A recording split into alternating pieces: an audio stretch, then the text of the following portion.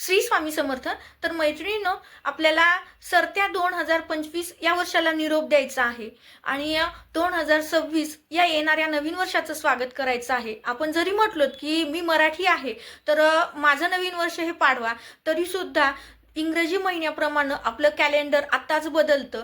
कॅलेंडरच आपण बदललं की आपलं नवीन वर्ष आलं असं म्हणायला काहीच हरकत नाही. तर येणाऱ्या या नवीन वर्षामध्ये लिव्हिंग स्टँडर्ड वाढवण्यापेक्षा आपल्याला क्वालिटी लिव्हिंग स्टँडर्ड आपलं वाढवायचं आहे.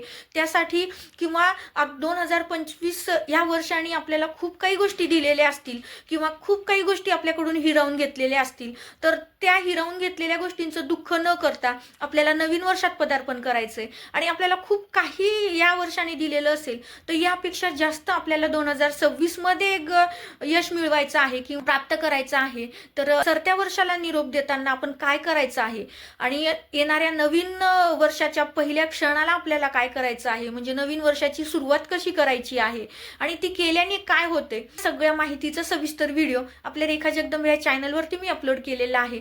तर आवर्जून स्किप न करता पहा आणि आवर्जून तुम्ही स्वामी सेवेकरी असा किंवा नसा, परंतु ह्या सरत्या वर्षाला निरोप देताना आणि येणाऱ्या नवीन वर्षामध्ये पदार्पण करताना ह्या गोष्टी आवर्जून करा. तर ब्रह्मांड नायकाचा निश्चित तुमच्यावरती हात राहील आणि हे वर्ष जरी तुमचं म्हणजे 50-50 गेलेलं असेल, काही जणांचं अपयशातच गेलेलं असेल किंवा काही जणांचं यशात गेलेलं असेल, तरी सुद्धा येणारं नवीन वर्ष मात्र सगळ्यांसाठी सुख समाधानाचं समृद्धीचं जाईल, यात मात्र तीळ मात्र शंका नाही. तर यासाठी मी खाली लिंक देते, तर व्हिडिओ स्किप न करता पहा.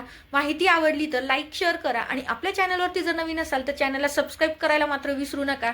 महाराजांच्या चरणी मी प्रार्थना करते की येणाऱ्या वर्षामध्ये तुम्हाला भरभरून सगळ्या तुमच्या मनाजोग्या सगळ्या गोष्टी घडो आणि तुमच्या आयुष्यामध्ये सुख समाधान समृद्धी मिळो, ही एवढीच महाराजांच्या चरणी प्रार्थना करते आणि अशाच नवीन व्हिडिओ सोबत पुन्हा भेटते. श्री स्वामी समर्थ.